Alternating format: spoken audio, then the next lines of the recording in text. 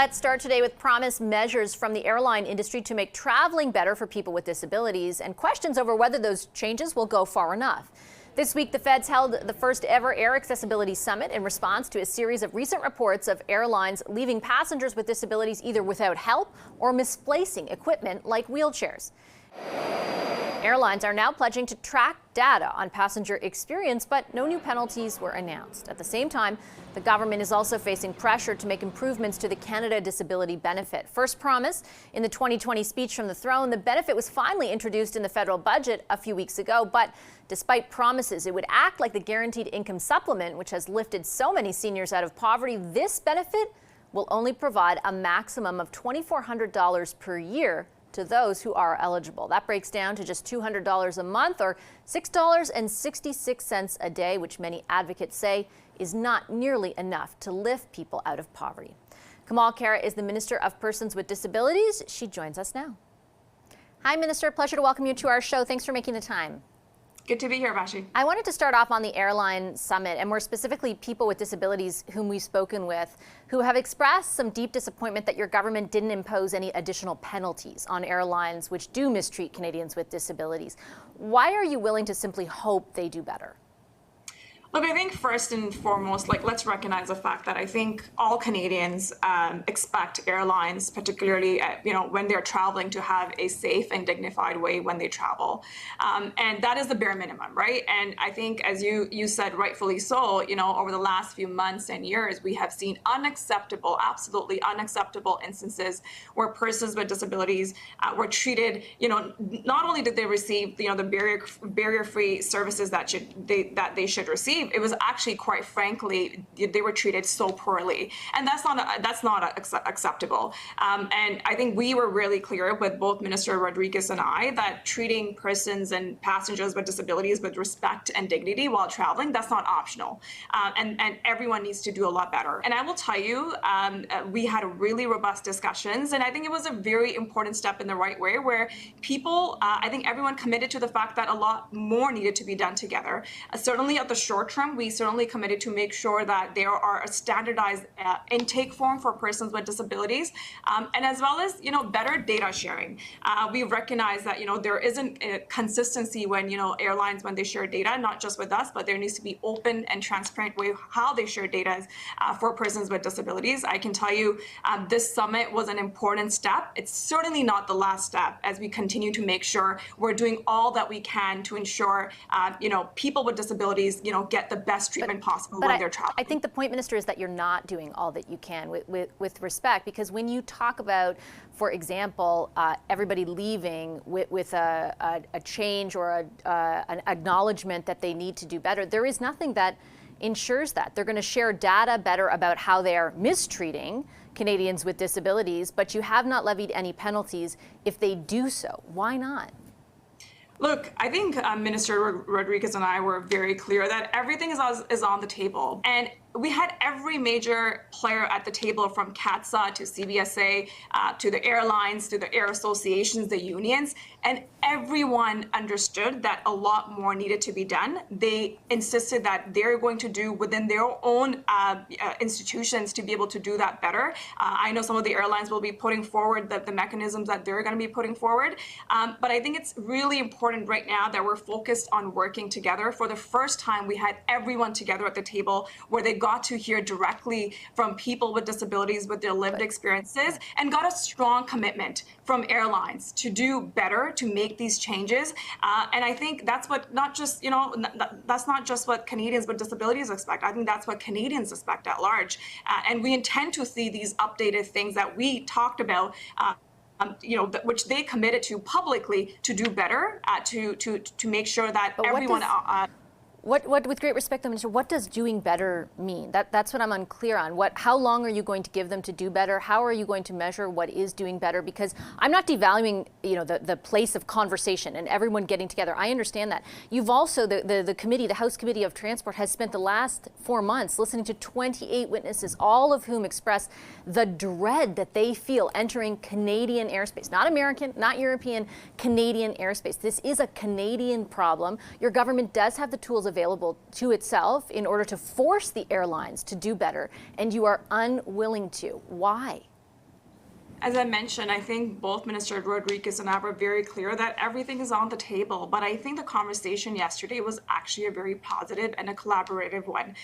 People came out of that conversation committed to doing better. We're going to be making sure that they're doing that work. And I will tell you, the discussion there was very collaborative, and we expect them to do better because that's what Canadians expect. And I can tell you, we are absolutely committed to making sure that they do that work together.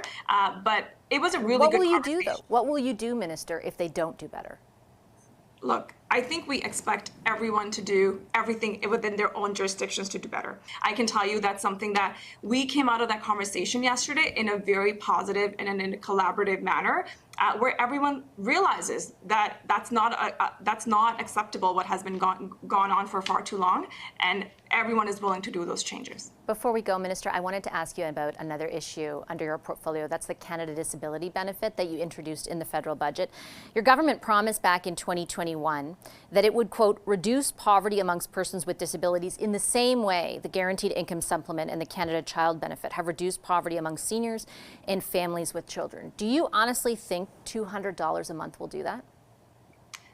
Vashi, let's take a step back and recognize the fact that for the first time ever in Canadian history, we have a federal Canada Disability Benefit, a statutory benefit. And in this budget, we put forward $6.1 billion to ensure that more than 600,000 low-income persons with disabilities get that extra support that they need.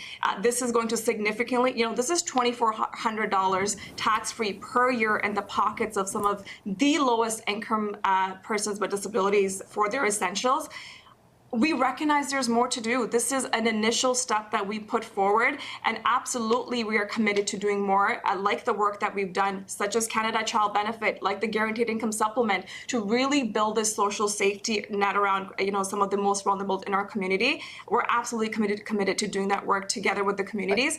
But one of the most important things that we need to do, Vashi, is to make sure that provinces and territories do not claw back any of the benefits that we're putting forward. And yes, I do want to ask you about that in a moment, but I just have to ask you very bluntly. I think to a number of Canadians with disabilities, I have yet to find a single group that advocates for them that has not expressed profound disappointment in what your government has put forward.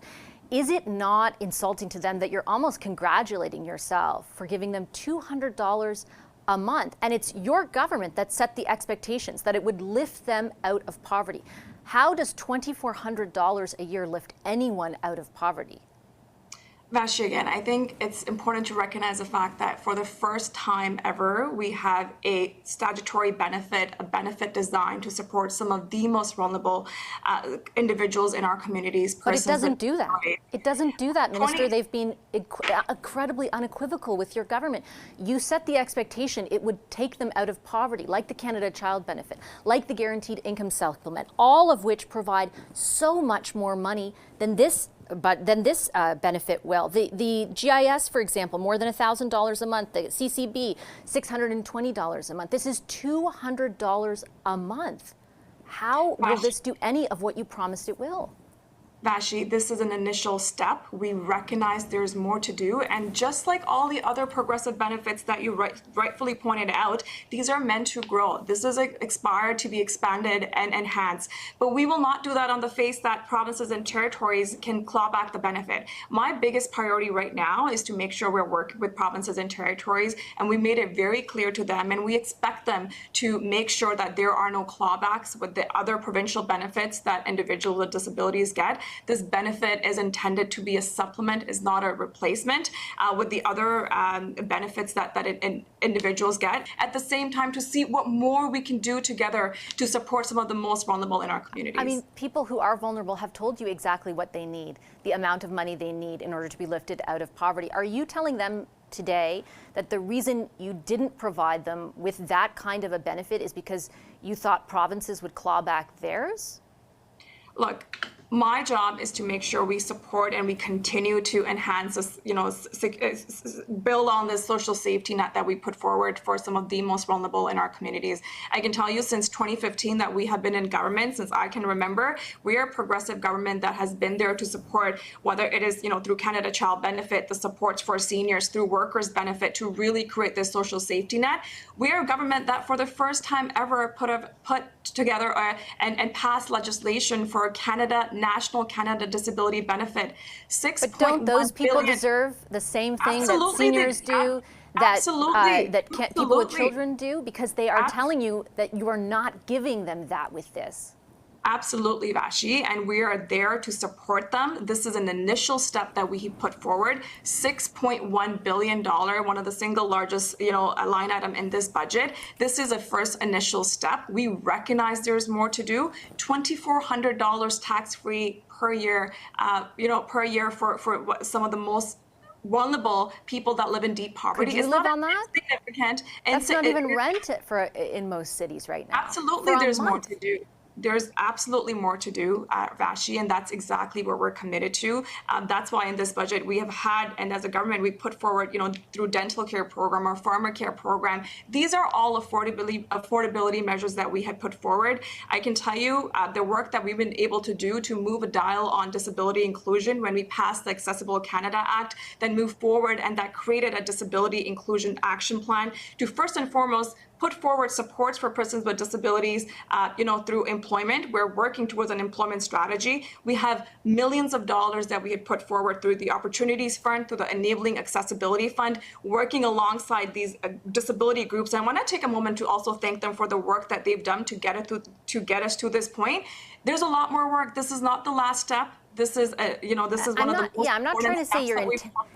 I'm not trying to call into question your intent, Minister, or your government's actions so far. But those disability groups that you point to universally have called your government out for how woefully inadequate this benefit is. You say that you're prepared, that this is just a first step, but the budget looks 6 years out. That's $6 billion you're talking about. It's over 6 years. Then you've allotted $1.4 billion a year thereafter. Is that just an estimate, or are you planning to spend much more than that?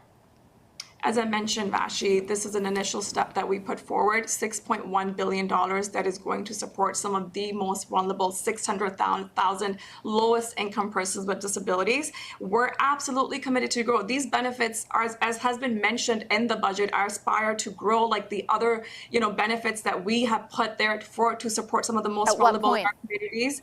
We're going to continue to do this work. That's what we're committed to, and we're going to make sure we get this right. Minister, I'll leave it on that note. I appreciate you making the time for the conversation very much. Thank you.